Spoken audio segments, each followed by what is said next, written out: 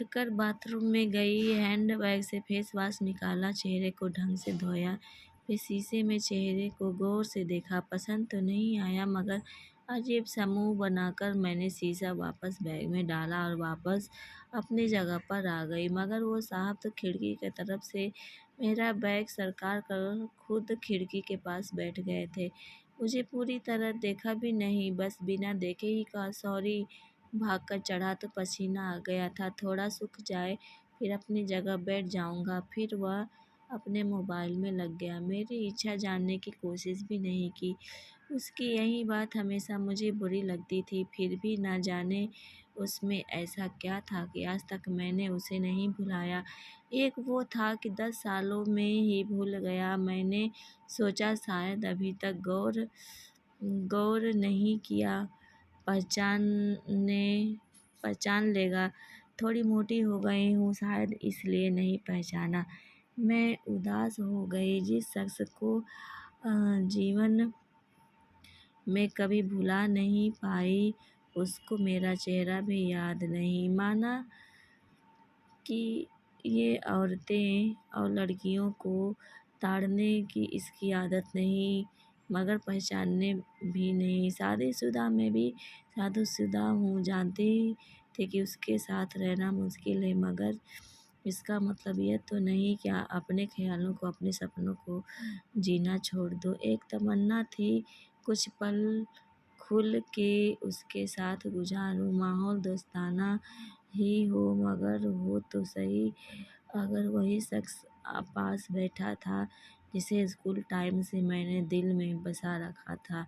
Social media पर उसके सारे अकाउंट चोरी छुपे देखा करती थी, उसकी हर कविता, हर शायरी में खुद को खोजा करती थी।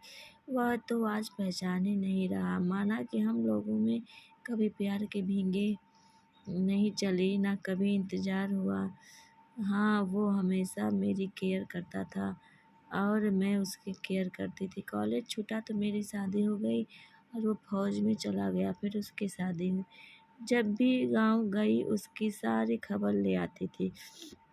बस ऐसे ही ज़िंदगी गुजर गई। आधे घंटे से ऊपर हो गया, वो आराम से खिड़की के पास बैठा मोबाइल में लगा था। देखना तो दूर, चेहरा भी ऊपर नहीं किया।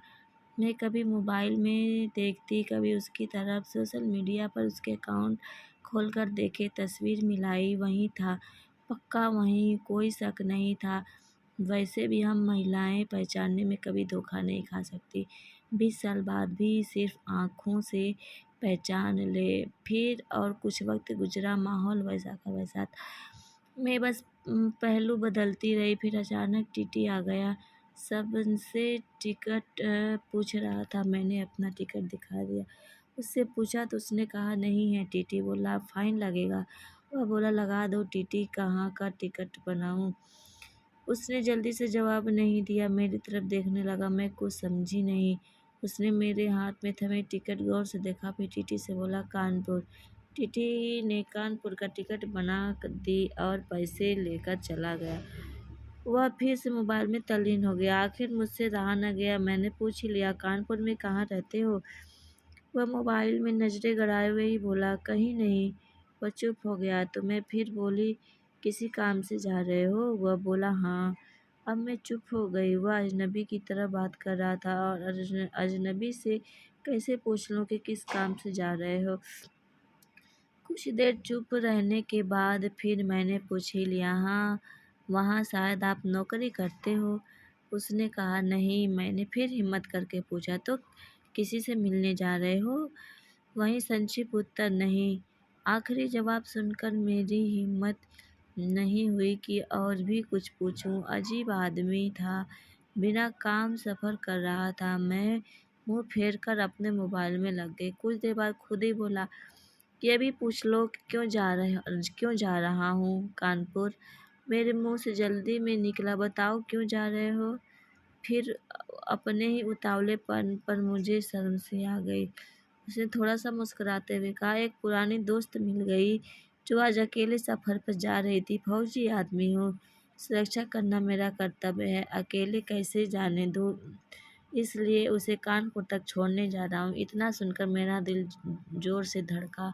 नॉर्मल नहीं रह सकी मैं अगर मगर मन के भावों को दबाने का असफल प्रयत्न करते हुए मैंने हिम्मत करके फिर पूछा, कहाँ है वो दोस्त? कमबख्त फिर मुस्कुराता हुआ बोला, यही मेरे पास बैठी है ना। इतना सुनकर मेरे सब कुछ समझ में आ गया कि क्यों उसने टिकट नहीं लिया, क्योंकि उसे तो पता ही नहीं था कि मैं कहाँ जा रही हूँ। सिर्फ और सिर्फ मेरे लिए वह दिल्ली से कानपुर सफ़र कर रहा था।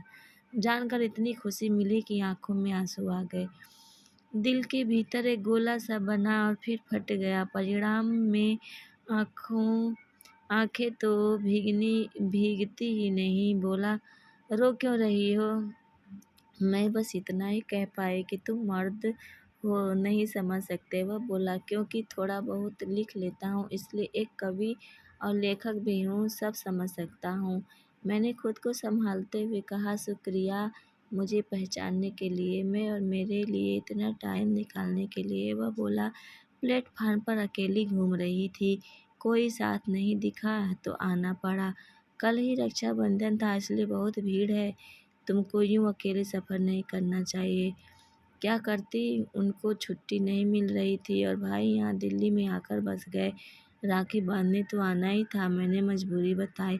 ऐसे भाइयों को राखी बांधने आई हो जिनको ये भी फिक्र नहीं कि बहन इतना लंबा सफ़र अकेले कैसे करेगी। भाई शादी के बाद भाई रहे ही नहीं, भाभीयों के हो गए, मम्मी पापा रहे नहीं, कहकर मैं उदास हो गई। वह फिर बोला, तो पति को तो समझना चाहिए, उनकी बहुत बिजी लाइफ है, मैं ज़्यादा डिस्टर्ब नहीं करती और आजकल इतना खतरा नहीं रहा, कर लेती हूँ अकेले सफ़र। तुम अपनी सुनाओ, कैसे हो? अच्छा हूँ, कट रही है ज़िंदगी। मेरी याद आती थी क्या? मैंने हिम्मत करके पूछा। वो चुप हो गया, कुछ नहीं बोला। तो मैं फिर बोली, सॉरी, यूँ ही पूछ लिया। अब तो परिपक्व हो गए हो, कर सकते हैं ऐसी बात। उसने शर्ट की बाजू की बटन खोलकर हाथ से पहना तो तांबे का कड़ा दिखाया, जो मैंने ही फ्रेंडशिप डे पर उसे दिया था। बोला, याद तो नहीं आती पर कमबख्त ये तेरी याद दिला देता था। कड़ा देखकर दिल को बहुत सुकून हुआ। मैं बोली, कभी संपर्क संपर्क क्यों नहीं किया? वह बोला, डिस्टर्ब नहीं करना चाहता था, तुम्हारी अपनी ज़िंदगी है और मेरी अपनी ज़िंदगी है। मैंने डरते डरते पूछा, तुम्हें छू लूँ? वह बोला, पाप नहीं लगेगा? मैं बोली, नहीं, छूने से नहीं लगता। और फिर कानपुर तक उसका हाथ पकड़कर बैठी रही। बहुत सी बातें हुई। ज़िंदगी का एक ऐसा यादगार दिन था जिसे आखिरी सांस तक नहीं भुला पाऊंगी। वह मुझे सुरक्षित छोड़कर गया, रुका नहीं, बाहर से ही चला गया। जम्मू थी उसकी ड्यूटी, चला गया। उसके बाद उसने कभी बात नहीं की, क्योंकि हम दोनों ने एक दूसरे के फ़ोन नंबर अखबार में पढ़ा कि वो देश के लिए शहीद हो गया। क्या गुजरी होगी मुझ पर वर्णन नहीं कर सकती, उसके परिवार पर क्या गुजरी होगी पता नहीं। लोक लाज के डर से मैं उसके अंतिम दर्शन भी नहीं कर सकी।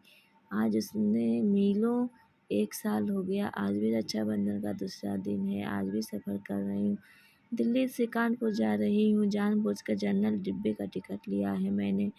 अकेली हूँ, न जाने क्यों आस पास क्यों बैठा है कि आज फिर आएगा और पसीना सूखने के लिए उसकी खिड़की के पास बैठेगा। एक सफ़र वो था जिसमें कोई हमसफ़र था, एक सफ़र आज है जिससे उसकी यादें हमसफ़र हैं। बाकी ज़िंदगी का सफ़र जारी है। देखते हैं कौन मिलता है, कौन साथ छोड़ता है।